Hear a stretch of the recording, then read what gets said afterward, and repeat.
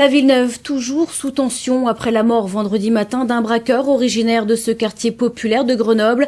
Pour la deuxième nuit consécutive, des policiers venus en renfort ont essuyé de nouveaux tirs à balles réelles. Sur place, Jordan Guéant, Jean-Pierre Vincendet. Près de 300 fonctionnaires de police supplémentaires, dont 50 hommes du RAID et du GIPN, renfort bien visible samedi soir aux abords de la Villeneuve. Un effet de dissuasion en partie réussi, la nuit a été moins agitée que la précédente malgré quelques incidents. Minuit et demi, 2 CRS sont la cible de tir. Les balles ne les atteignent pas mais la réponse ne s'est pas fait attendre. L'hélicoptère intervient, les CRS et le GIPN également afin d'encercler le quartier. Le ton monte, les projectiles volent. Après 2 heures de face à face, les forces de l'ordre se replient. Dans le quartier, au petit matin, les avis sur l'opération sont partagés.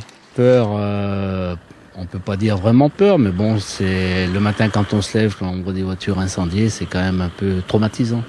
Pourquoi vous n'avez pas dormi? L'hélicoptère qui tourne à minuit ou à 1h du matin, à faire des tours et avec la lumière en plus, c'est monumental, c'est pas un truc à faire. Ceux qui, dans des cas comme ça, ceux qui les agressent. Bilan de la nuit, 15 voitures brûlées, mais surtout lors de contrôles routiers aux portes du quartier, les forces de l'ordre ont interpellé 7 personnes pour port d'armes illégales, essentiellement des couteaux. Le coup de filet s'est poursuivi dans la matinée avec 4 interpellations dans l'affaire du policier victime d'un tir dans la nuit de vendredi à samedi. Mais le tireur présumé, lui, court toujours. Nous avons joué un petit peu au chat et la souris dans la galerie de l'Arlequin sans pouvoir interpeller ce tireur que l'on a quand même aperçu un peu mieux que la nuit dernière. Donc on commence à avoir un signalement un petit peu plus précis. J'allais dire, on va peut-être avancer dans l'enquête. Ce soir, par précaution, les effectifs de police seront intégralement maintenus à la Villeneuve.